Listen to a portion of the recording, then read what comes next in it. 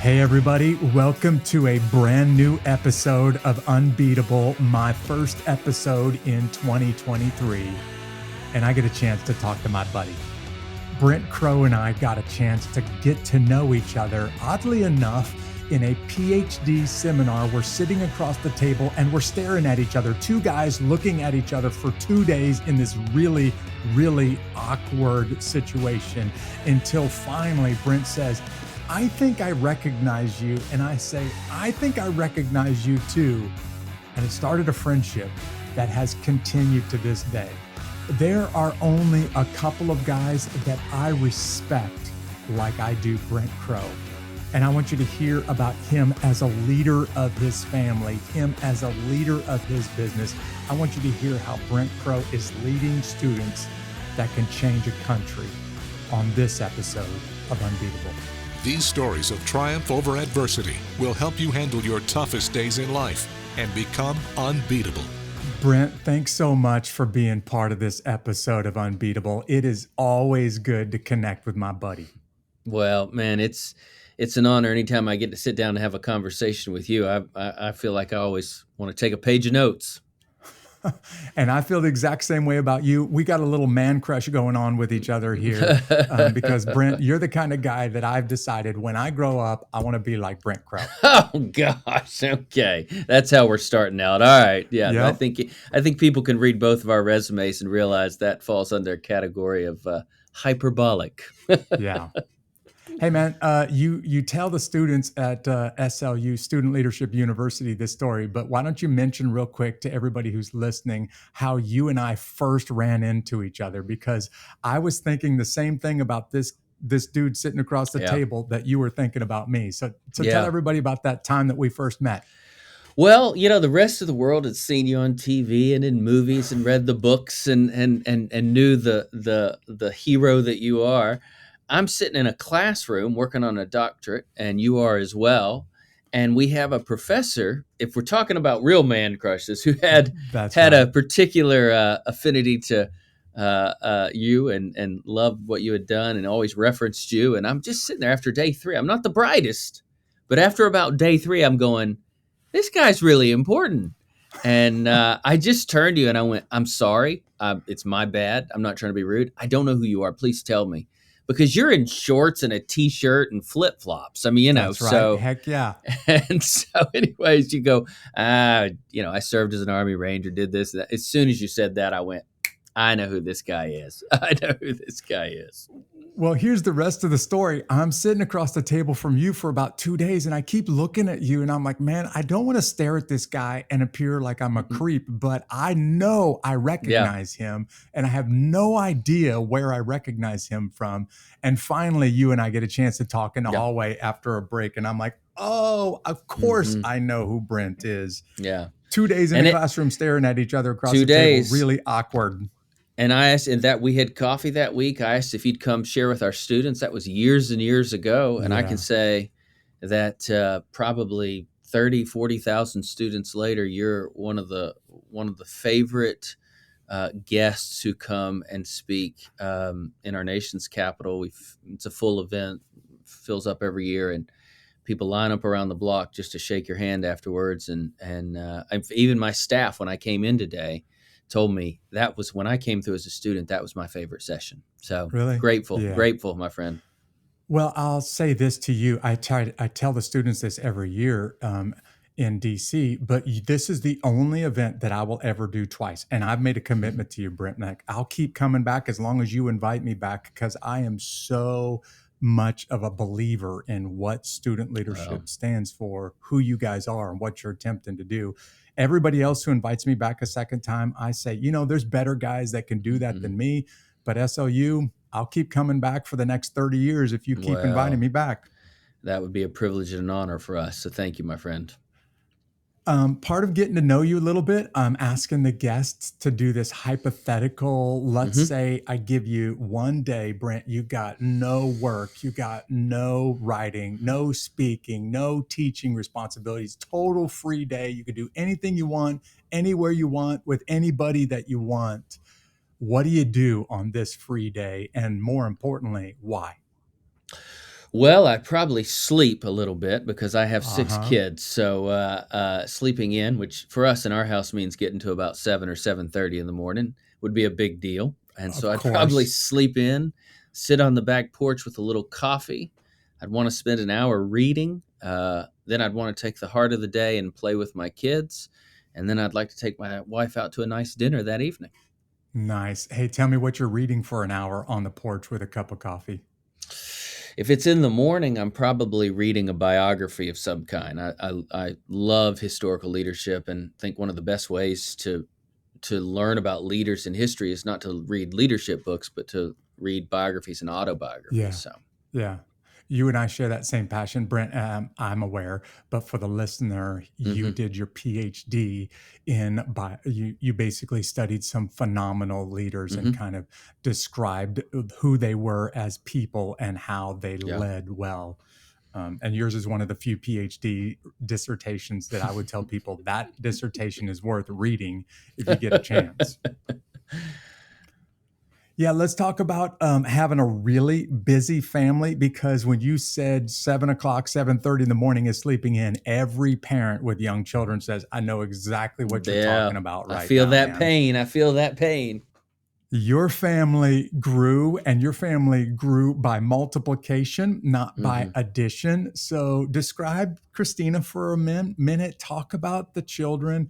hmm But I'd like for you to explain a little bit about the adoption process and hmm what that was like for you, but more Sure. importantly, Yeah. how radically your family changed in a very short period of time. Yeah, it was a story that was slow to unfold, but when it finally did unfold, it felt like it happened at a breakneck pace. I met my wife 20 plus years ago. We fell in love. We got married quickly. Um, uh, Because when she's beautiful and you know I, she's the one, why I wait? did. Somebody else will sweep in and steal her I away, didn't want right? her to figure me out. I mean, I met this That's amazing right. woman who graduated with honors from Harvard and worked at MIT, and I grew up in the country, man. And they were And like, you if you totally had her fooled when she went to the altar. totally had her fooled. Didn't have her parents fooled, but I had her fooled.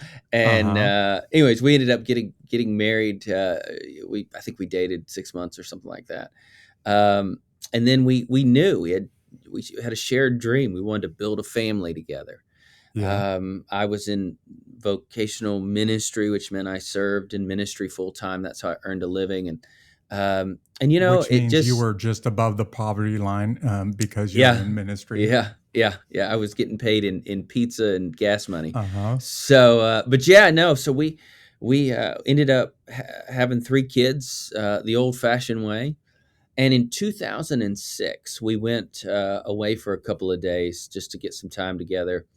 And we laid out some family goals and some marriage goals and we try to do that once a year. And that year in 2006, for some reason, we both said, man, we're starting to think about this thing called adoption. And then we had some other things we needed to finish first. I needed to finish Yeah. school. Right.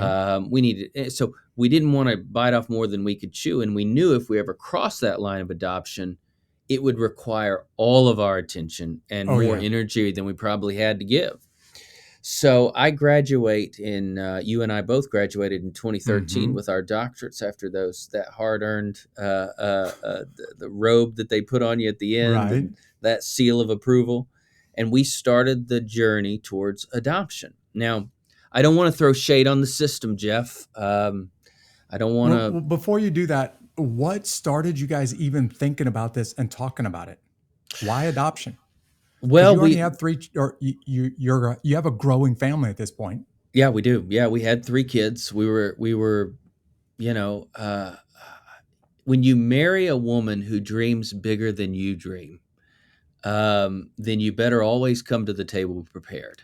All right. And I so like she that. she had been dreaming, she had been journaling and praying and thinking, and we asked ourselves a question that we ask our students at SOU, and that is, what would you do if you knew you would not fail?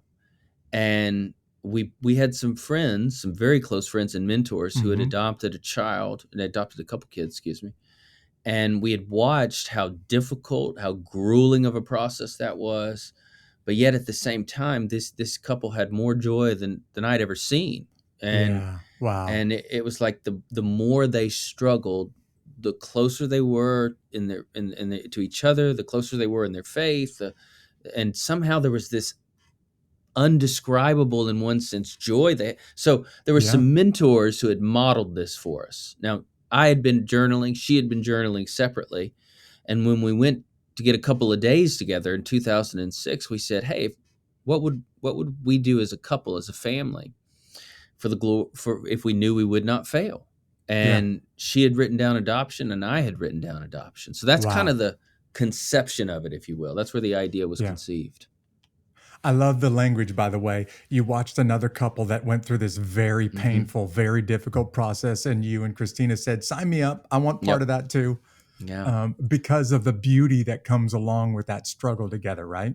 Yeah, that's right. So we went it.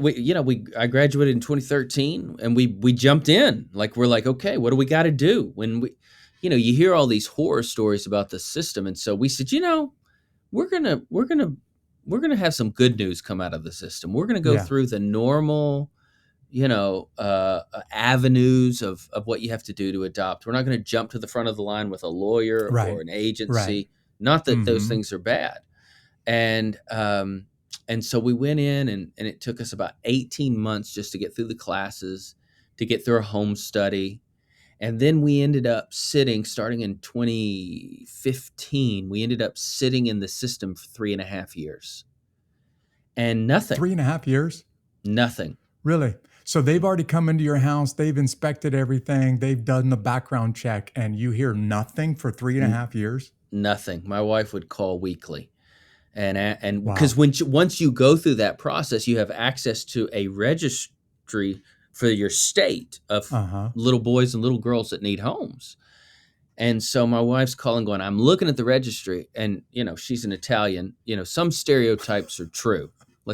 Can we just be?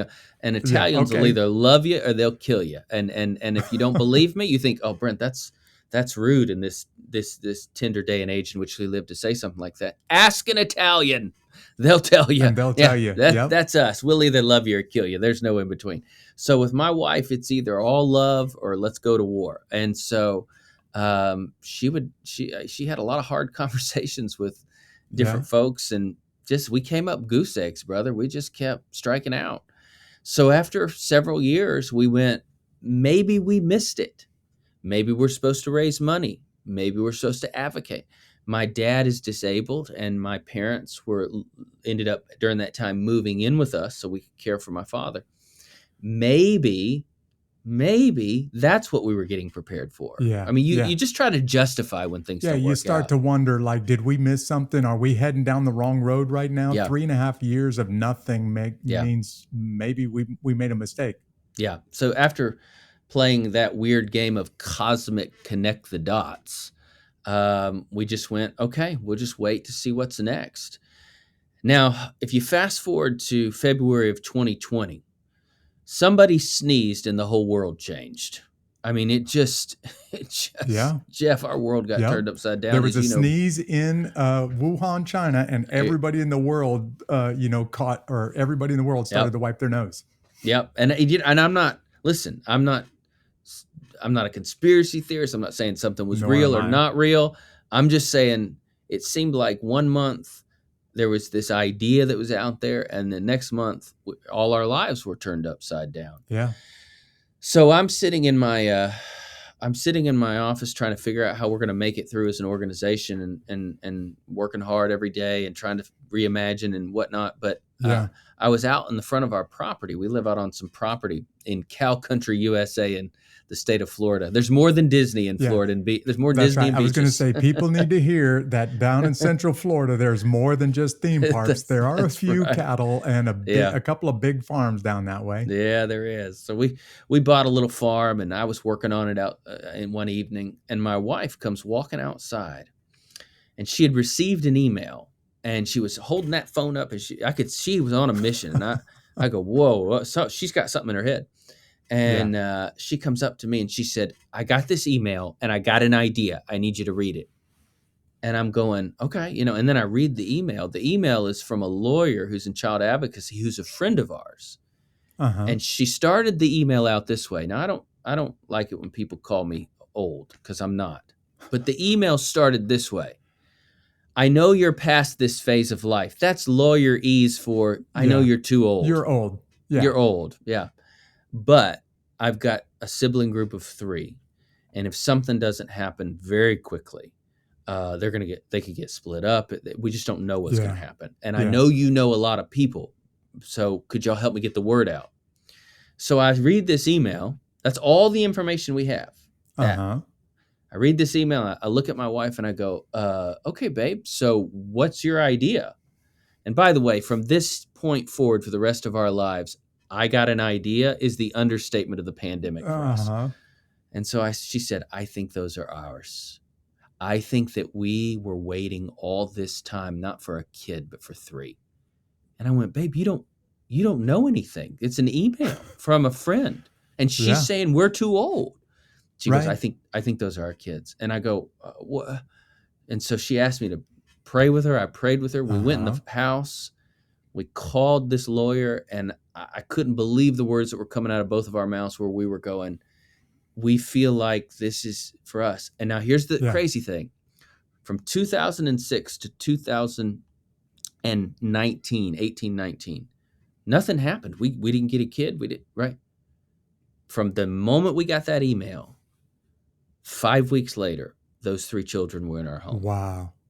So, and it was a glorious conspiracy where judges held court on Saturday mornings on their front lawn. I mean, everybody chose to kind of bend the system just a little bit to keep these kids from getting lost. So that the children didn't split up, right? Yeah.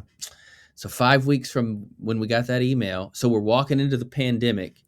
We have no idea what's going to happen with our lives, with our income, or nothing. Your business, your finances, all of it, right?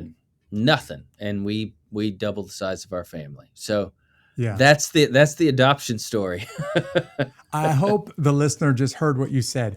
Already have a wife, 3 children, got a beautiful family. You've had it on your heart to adopt, but you go from 3 to 6 children literally overnight. And there's no way of exaggerating the amount of change that just introduced to your family. Not only 3 children that aren't your biological children and don't understand the family rules, family dynamic, but wow, you just went from a parent with 3 children to a parent with 6 children. And as a dad of 5, I'm thinking, man, to skip from 3 to 6 would be mind blowing. So can you describe very briefly what the massive change in your house was like when these 3 show up? Well, when you bring 3 children that have been through some significant trauma into your house, and we had 3 kids already, you don't have 3 kids with trauma in your house. You now have 6. You now have 6. Yeah, that's a good way of saying it, Brent. And so we brought, what we said is when you adopt, you're just going, hey, we don't need you to get fixed before you get here. We just need you to come here because we're going to love you.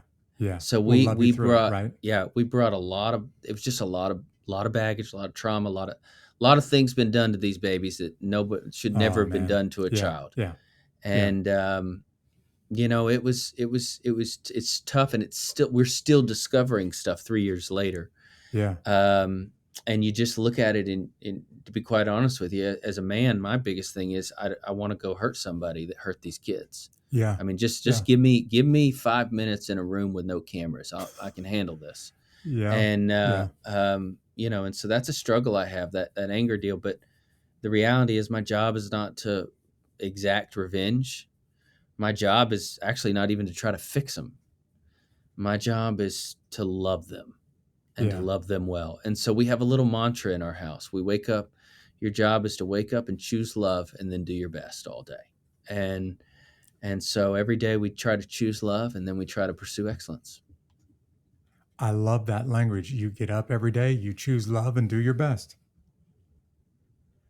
Because the type of love you choose determines the type of excellence you pursue. Yeah. What you love will either deliver you or it'll destroy you. And so If you can love well, then you can live a life of excellence in all things. Yeah, and honestly, Brent, what you're doing right now is just making life understandable for most people. Look, circumstances are crazy, and Hmm. things come and go in your world. And if you wanted to set a goal before you worthy of pursuing, just get up tomorrow, choose love, and then do your best with whatever life throws at you. That's You right. do that day in and day out over a lifetime, and that is a very successful Hmm. lifetime, no matter how things end up at the end of your Hmm. life. That's right. You never regret your life when you choose love. I've never Yeah. met somebody that goes, "Man, I spent all day loving well, but Yeah. boy, I really regret it." Never. I don't Yeah. know about you. I didn't mean to interrupt That's you. I'm right. sorry, brother. But have you? I've never met somebody that loved well and regretted it. Yeah. You're not going to lay on your deathbed in a hospital room and say, I wish I wouldn't have done that. Yeah, that's right. Well, I was about to say, one of the things that I really respect about you, man, and you know how I feel about you, is Mm, you as a leader. And I've watched you and your family go through this adoption thing, and I was just blown away. Adoption changes everybody. hmm. It changes the parents. It changes your Hmm. children. It changes those children that you adopted. And I watched you lead your family through adoption, and I was just absolutely impressed by that. Hmm. But I also, because you and I know each other and because we've been connected for a while, I watched you lead the business of Hmm. Student Leadership University through COVID. And for people that don't understand SLU, I'd like for you to explain the way Hmm. that SLU is structured Right. before we get into COVID, because you and I both know COVID had the potential to put you guys in bankruptcy Hmm. and you'd never recover from it. And you led well. Right. And spoiler alert, SLU is doing as well now or better on the other Hmm. side of COVID as you guys ever were before. Yes, But sir. describe the way SLU is structured Hmm. so that people can understand what COVID really did to you guys. Yeah. Well, we're an organization that focuses on leadership development for primarily high school students. There are three divisions of our organization. So we do a spring tour, which is about 20 cities. It's a Friday night, Saturday event with probably 1,000 teenagers in the room, Hmm. and then we do five. And that's one division. A second division is we do five gatherings for people who work with students, who are practitioners, who are Hmm. serving students, working with students, teaching students, and so that's about 8,000 youth workers, if you will, across five events. So those are two divisions. We call it the Lift Tour and Youth Pastor Summit. But that leads into the heart of our ministry, which is this leadership development arm. And so we do a journey for high school students that is a series of conferences that start with what's called Student Leadership University 101. We do that in Orlando, Florida, San Antonio, Texas, Southern Hmm. California. And we offer, I think, like 10 options a year, 10 conferences a year of 101. SOU 201 is in Washington, D.C., 301 is London, Oxford, Paris, and Normandy. 401 is the Middle East, focusing primarily on the Israel, some Uh-huh. spots in Palestine and Jordan. So it's a comprehensive journey. But you put all that together from a business standpoint, Jeff, and we run events. We put on and Yeah. run events, over 40 events a year. And now now with everything that's happening in the world, in less than a couple of weeks, we're told no more events. Yeah. And And I just want so, to yeah. say for the listener, not only do you guys run events, but you run exceptionally large events, and Mm, your events are done with excellence. Brent, you've already used this word once or twice today, but man, when I sit back and watch the way that you do events, I'm thinking some of the world's greatest corporations could take a lesson from the events that you do.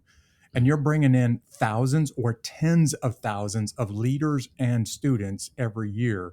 And then COVID is a screeching halt to everything.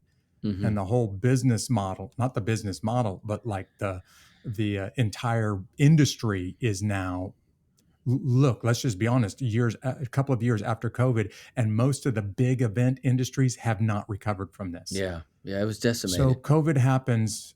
How do you lead the company through that? Well, I had a couple of thoughts in my. The leader has to have a standard of excellence personally if he expects his team to have a standard of excellence corporately. Yeah, And and I think you so need to say that one more time because somebody's driving and they totally missed that one, and that's so important. They need to hear that one again. So say that again, will you, buddy? well, the leader, whoever leads that organization or business, has to have a standard of excellence personally, or else they can't expect their team to have a standard of Yeah. excellence Yeah. corporately. So I had to ask some really tough questions of myself. I went into my study at home, my office at home, and just and I wrote down a couple of statements. One is that self-preservation never changed the world. So we're not so Wow. survival is not the goal. Our Yeah. goal is not to Protecting your own skin is no, not the ultimate goal. we are not going to circle the wagons. So that was the first idea and then the second idea was, what would it look like to completely reimagine the entirety of our organization? You can either ask, how are we going to survive, which I think is a terrible question, or you can ask, how are we going to reimagine? And what other opportunity are you going to have in life to go from nuts to soup? We get to reimagine this thing. So Brent, you didn't lose me with that statement, but I want to make sure that everybody heard the magnitude of what you asked yourself. Because let's just be honest, most business leaders at this point are just hanging on by their fingernails and they're asking, what do I got to do to make it to yeah. tomorrow? But you're asking a much bigger, a much more powerful, and I just want to say it, a much scarier question. And that is, Hmm. what if we changed everything? What would it look like if we threw everything out and did something radically different? So Hmm. go over that question you asked yourself again. Yeah, there's a one of the best leadership books ever written was The Leadership Challenge by Kuz and Posner, and they made Mm-hmm. very famous this statement: challenge the process. And Kuz and Posner's arguably one of the most well-researched books that's been written on the Yeah. Yeah. topic. And so what they found is great leaders always challenge the process of what is and what could be. And so, as you're sitting there, to reimagine your organization is to, using that Kuz and Posner terminology, is to challenge the process of the way you pursue the vision. The Yeah. vision hasn't Yeah. changed, or maybe the way of saying it is the mission or the goal hasn't changed, Right. but your pursuit of it has to be completely reimagined. I'm not a prophet. I'm not a psychic. I don't have a magic 8 ball at home. I mean, none of those things.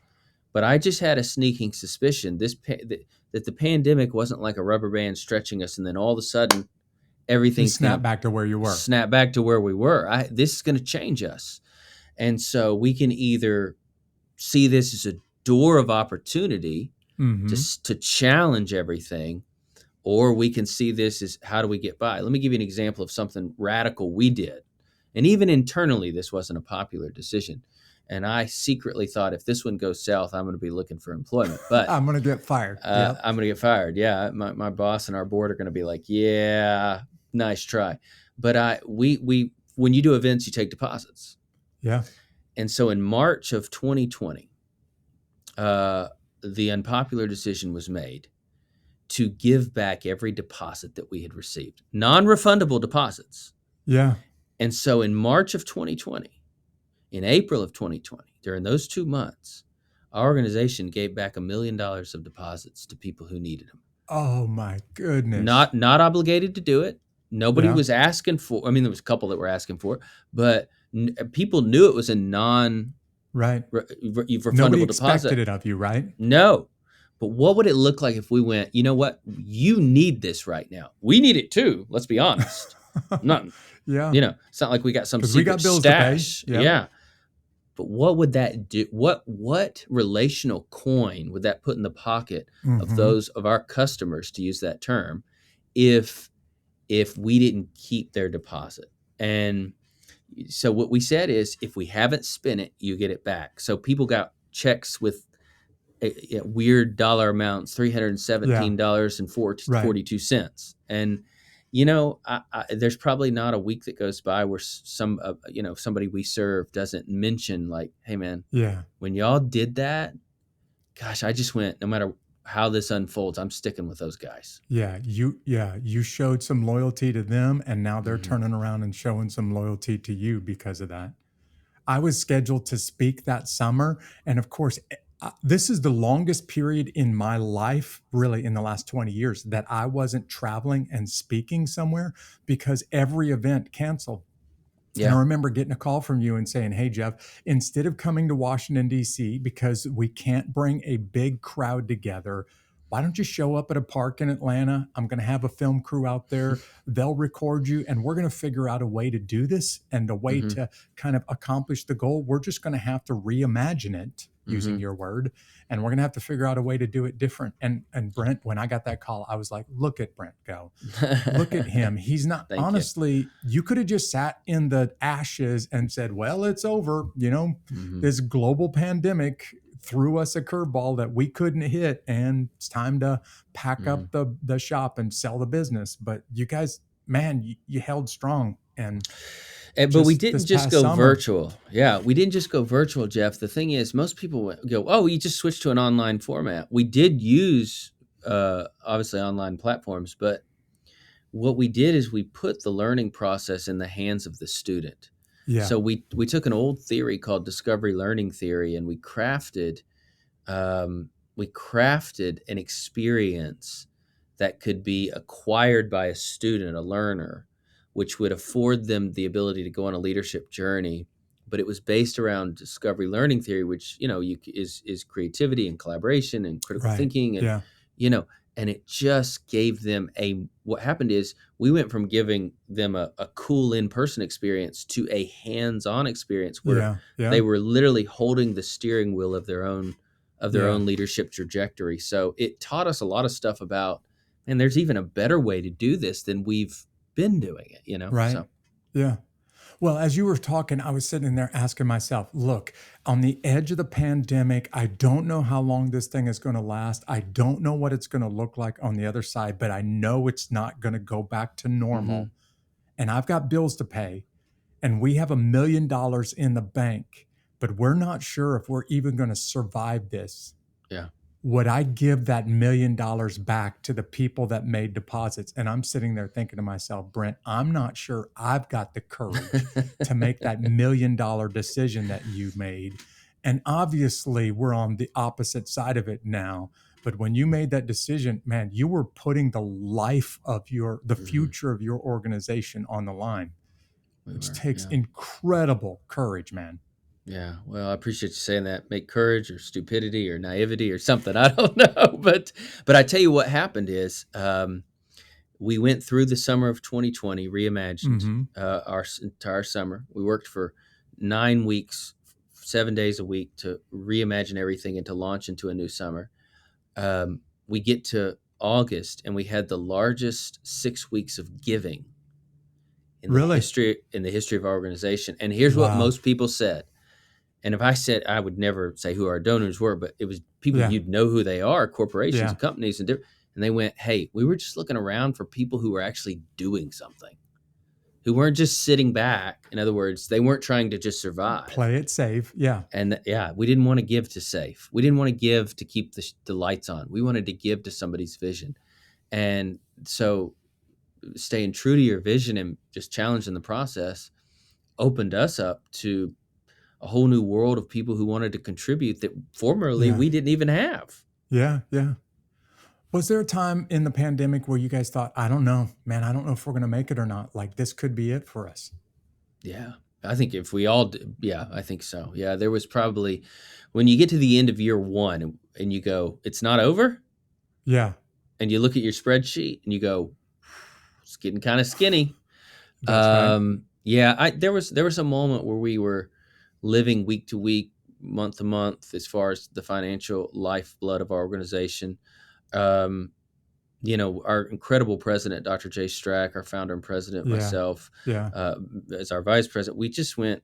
Our exec team said we've got to lead the way, and so we all took massive pay cuts, and I mean massive. And Wow. and this is the beauty of belonging to something you believe in. We also took Yeah. massive pay cuts, but then we also went into our own savings and tried to pour it into the organ. I mean, so you just do everything you Wow. can do, and it's not about, it's not at the end of the day. I'm not highly motivated by money. Money's very important, but it was really cool to get to the other side of this pandemic and go, man, I'm financially blessed more now Yeah. than I was prior. So yeah, there was a few skinny months there.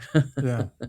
Well, everybody who's listening to this episode, their life was impacted. Most of us, your life Hmm. was disrupted, maybe even severely disrupted by COVID. And there were points along the way where you were saying the same thing, like, wait, it's not over. I thought we would be out of it by this point, and I don't know how I'm going to keep things going. Let's just be honest. Millions of people around the world had to declare bankruptcy. Hmm. Many people found they were so challenged by it that they couldn't handle it and started to reach out for outside help. Some people jumped off of buildings or put a pistol in their mouth. It was that bad. It was that bad. Yeah. And you guys went through it as a company. You went through it personally. I mean, even to the point that you're sacrificing your own pay and dipping into your savings because you believe in Student Leadership University this Hmm. much. But man, it's scary along the way. Yeah. So, I mean, how did you hang in there, man? At some point, you got to say, I don't even know if I've got what it takes to keep doing this. And what happens if it all turns south? So why didn't you throw in the towel? Well, there's no way to answer that question without talking about my faith. You and I are both men of faith. We believe Yeah. deeply in Yeah. our faith as Christians, and you know the story of Christianity is one that is as messy as a story can be at times. Yeah. But at the heart of our faith is this idea that God is with us, that that Jesus is real, and that he put on, as Eugene Peterson wrote in the Message, that he put on human skin and moved into the Mm-hmm. neighborhood. And when Jesus moves into your neighborhood, fear no longer has a residence. Wow. And so I'm a person of faith. I'm a passionate follower of Jesus. And I wrote this statement down. In fact, I wrote this statement down, Jeff, sitting in a neuro ICU room years ago, wondering if my father, after he suffered a stroke, would live or Yeah. die. And I wrote this statement down, that God's presence, his unfailing presence, is his enduring provision. And so when you truly understand that God's presence in your life is God's provision for your life, Yeah. Yeah. then there hasn't been a circumstance invented that you cannot endure. I just wrote this statement down because, man, it made the hair on my arm stand up. For the person that's really struggling right now with overwhelming circumstances and you're scared about how this thing is going to turn out, Brent, Yeah. you just said it beautifully, man. When Jesus moves in, fear has no choice but to move out, because now you've got help that is supernatural and bigger than your circumstances. And Well, your podcast is called the Unbeatable Podcast, right? I mean, that's yeah, this conversation. yeah, You and I believe in a story in which evil was doomed from the beginning, that's right. Doomed from and the s- start. and so there is this unbeatable theme in our lives, not because of us, That's but right. because the one who is in us has overcome the world and has all authority. And so whatever day it is, and no matter how bad the day, and let's be honest, there's some bad days. There's some really bad No days. matter Yep. how bad the day is, because of our faith, we know this is not how the story ends. The story Yeah. doesn't end with evil. The story ends with good and God working all things together for my good. And that's the beauty. That's the faith factor, if you will, Yeah. to the life and leadership journey. Yeah. Now, you guys that are listening know why I respect this guy, look up to him so much, because he's just nailed the essence of this podcast. This podcast is built for those people that just got punched in the face by life and it knocked you to the mat. And you're asking yourself, do I have what it takes to get back up and get back on my feet? And then this moment where life becomes so Mhm. overwhelming that you don't have it inside you. And Brent's just nailed it. And that's when a supernatural hand of God reaches down and picks you up and gives you the strength to get back Mhm. up on your feet. And though you get knocked down, I'm using some Bible language now, knocked Mhm. down 7 times, you get back up 8, because Mhm. there is something inside you that's stronger than the circumstances that are going on outside you. Jeff, can I share a little prayer that's Yeah, impacted man. my life, especially Do it. on tough seasons? There's an author, you've probably read him, Brennan Manning, Mm-hmm. excuse me. Yep. He's a quirky dude. Let's just be honest. One of those fascinating, quirky guys. And he wrote a book called The Furious Longing of God, and he gave us readers of his book a little prayer that corresponds with the rhythm of our breathing. Which at first I thought, oh, this is weird, but I actually heard him out and read it, but You said, "Oh, let me give this guy a little bit of, yeah, let me give yeah, him a chance." and maybe he's not too crazy. And so the prayer goes like this: Abba, I belong to you. And so he said it corresponds with the rhythm of our breathing. If you were to breathe in Abba, and Abba, as you exhale, I belong to I you. belong to you. Yeah. And so he challenged his readers to take 10 minutes a day and just pray that prayer over and over again, um, and to do that for a month and see what kind of an impact that would have on your outlook as you navigated circumstances that were very difficult. Yeah. And that simple 7-syllable prayer has had such a profound impact on me, reminding myself of what God has done for me. Right. Yeah. Abba, I belong. That literally, I serve a God who climbs in the ditch with my pain and goes, "Hey, you're not alone." And that's a beautiful, beautiful truth that can help one endure a myriad of seasons. Yeah. Yeah. When you say he climbs in the ditch with your pain, that ought to help anyone right now who's really struggling to say, does God know? Does he care? Yeah, Hmm. he knows he cares. Not only does he know and he cares, but he gets in the ditch with you in the middle of your pain and doesn't Yeah. leave you there to figure it out on your own. Yeah. Yeah. Amen. Yeah. So true. Brent, we're going to wrap up by talking about SLU. I don't know that I've ever said this to you personally, but as you know, I've taken a couple of my children with me when I'm speaking to audiences at SLU. I've taken my daughters with me more than once. And Brent, before we get to the SLU gathering, here's what I've said to my daughters. I Hmm. hope you would find a husband in Hmm. this room because the Mm. gathering of people that are in this room are the kind of men that I would like you to fall in love with and marry. Hmm. What I'm saying is there's something really beautiful, something really special about the kind of people that Student Leadership University attracts.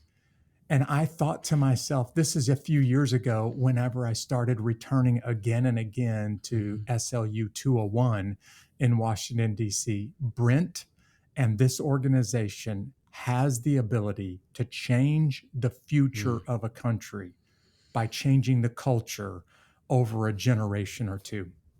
I really cannot think of anything else in the United States that I can say that about, but I'm Mm. that much of a believer in SLU and what SLU has the potential to do. Wow. So, for a lot of the parents out there that have never heard about this before, can you describe what happens to a student as they go through this SLU process? And I'm going to kind of try to wrap it up by saying if you did this with enough people over enough time, it would change an entire country. So Yeah. That's describe the the prayer. process for through the eyes of a student, would you? Yeah. Well, I think what happens is people like to say you got a great program. We have a great program because we have great students, Yeah, you really do. so there's a type of student who's hungry to make their life count, that is attending these experiences, that's for sure. So we're already starting out on second base, and Yeah. but we're trying to teach these students that, hey, you only have one story. Your life is a story. We see that in scripture often. Mm-hmm. And there's an author named Henrietta Mears that said, and I'm summarizing, but she said the gift that God gives us is we get to write the autobiography of our own souls. So we Wow. get to write our story. That's the gift that God gives us. But you only get one. You get one story. Yeah, and you don't get a chance to write somebody else's story. No, you don't. So what we're trying to do is help a generation of students tell a story with their lives that has redemption as the central theme Mm-hmm. and the Redeemer as the hero. And when that's the theme and that's the hero, redemption and the Redeemer, when those two things are the centerpiece of your story, well, my goodness, then you're positioned to do excellence in all things, and you're positioned to build healthy relationships. You're Yeah. positioned to manage your time. You're positioned to dream big dreams and be equipped to pursue those dreams. So that's kind of the big idea of SLU. Now, Mm-hmm. practically, we're trying to equip them by teaching them what does it mean not to be first a citizen of the United States of America. Right. The best way you can impact your country is to have your feet firmly planted on the ground, but to have a heavenly mindset. Yeah, that's right. So how do you act and think as a citizen of heaven in the here and now? And so that is a huge, huge, huge aspect of how we put our programs together, and how we just have gone about building this thing. And so you got a story, you get to tell one story with your life, um, and then if you do the practical side is how do you act like a citizen of heaven in the here and now. Yeah, and I'll tell you, just talking to countless students going through the program, I sit back and I watch them and I'm like, man, there's something very different about these students. And what Hmm. SLU does is attract people that are just incredible guys and gals to get them together in the same room, and iron starts to sharpen iron. And by the time that this is over with, you're like, man, these Hmm. people can turn the world upside down. You just pour into them a little bit and turn them loose, and they Yeah. really can turn the world upside down. One of the first things our students hear us say is that you'll be the same person you are 5 years from today, except for the people that you meet, the Yeah. places that you go, and the books that you read. So we want them to be introduced to some. That's why we love having you, Jeff. You're a hero. But you're somebody who is grace and truth, strong and compassionate. You show the young men in the room you don't have to choose between kindness and Right. strength. In Yeah, fact, you're stronger when you are kind. that's right. And so you're such an incredible example for our students. But by the time they go through the journey, they've met some very historic, very influential people Yeah. in the States and Europe and Middle East and wherever it may be. But then the places you go, I, the chaplain for the United States Senate, Chaplain Barry Black, said to Mm-hmm. our crew years ago, I'd rather you read 3 pages of Aristotle than 300 pages about Aristotle. In other words, I'd rather you Right. have a primary source Yeah. experience. Yeah. Well, the only way Right. to do that is to go to the place where it happened. Yeah. So we try to take them to by the time they go through the journey, that obviously our nation's capital, but then they're Yeah. going to be world history and church history collide in London. Mm-hmm. So they're going to see the cabinet war rooms where Winston Churchill strategized World War II. They're gonna walk Westminster Abbey. They're gonna sit in the church where C.S. Lewis worshiped for 30 plus years.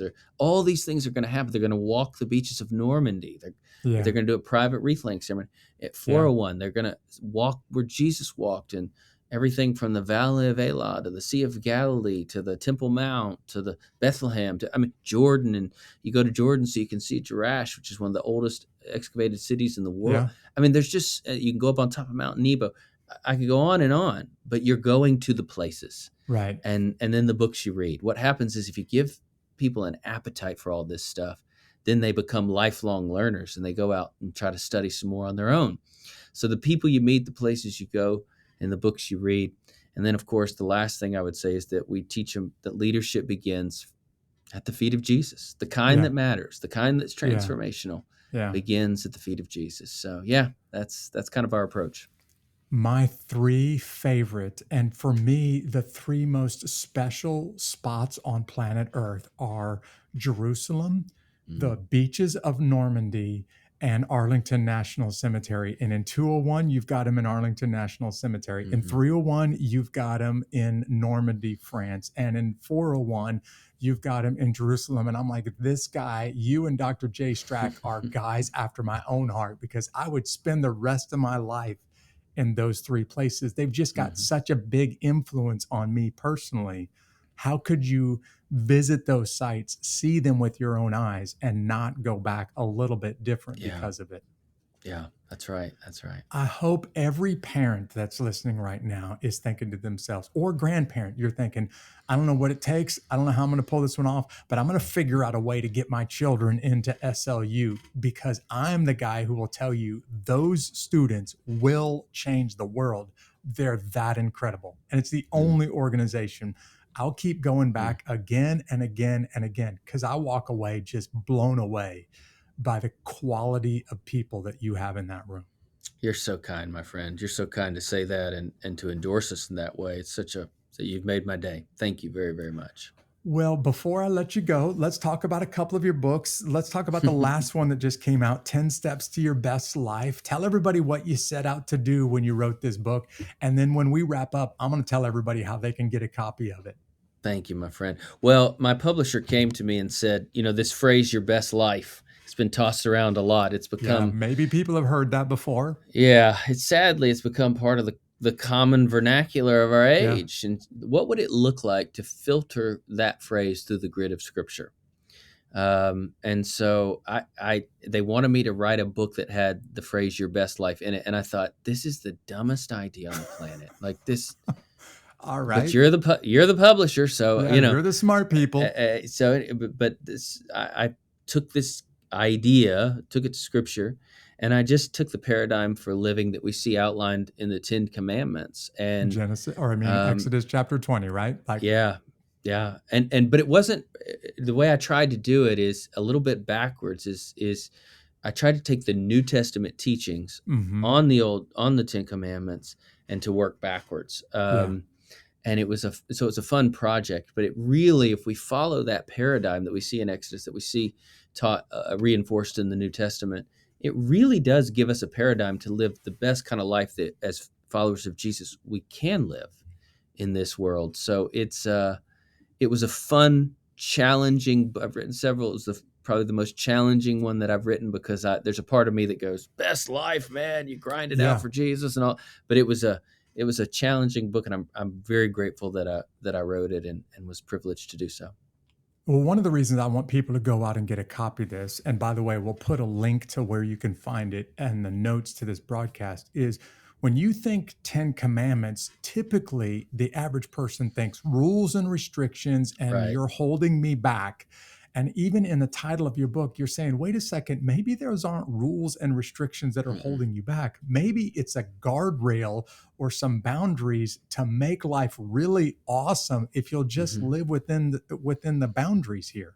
Yeah. It helps us to live life as God intended it to be lived. And if God's the one that created life and he's going, this is how you live it, that's going to be the most enjoyable life one could live. Yeah.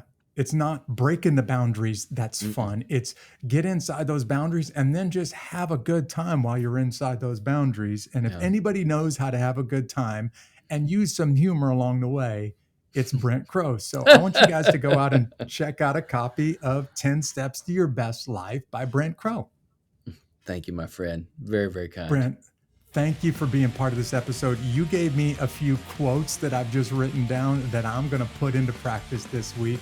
One of them is I'm going to choose love and then I'm going to do my best. That's what I'm going to get up tomorrow and do, just like you have challenged your family and just like you challenged yourself to do personally. Thanks for being a guest on this episode of Unbeatable, buddy. Thanks for allowing me. You're the best. You are too. Hey guys, I heard some things from Brent today that I am going to carry with me for the rest of this year. And one of the things Brent challenged me to do, I hope you will take this challenge as well, is get up tomorrow, choose love, and then do your best. And at the end of 2023, you won't have to regret the decisions that you made if you know you chose love and then you just did your best when circumstances came your way. I want to thank you for tuning in for this episode of Unbeatable. Maybe you stumbled across this podcast for the first time. We'd love for you to go ahead and join this podcast on your favorite platform. Just go ahead and subscribe right there. And if you're already listening to us regularly, why don't you go ahead and follow us on social media? You can find us on just about any of the prominent social media platforms. Hey, did you know that I have this free video resource It's my top 10, top 11 motivational thoughts on how to get through some of your biggest challenges. And you can have that resource. It's totally free for you. If you want to hang on to it and then look at it this year when times get tough, just simply go to unbeatablearmy.com and you'll see the link to this motivational video. I want to thank you for joining me and my guest, Brent Crowe, on this episode of Unbeatable. See you next week.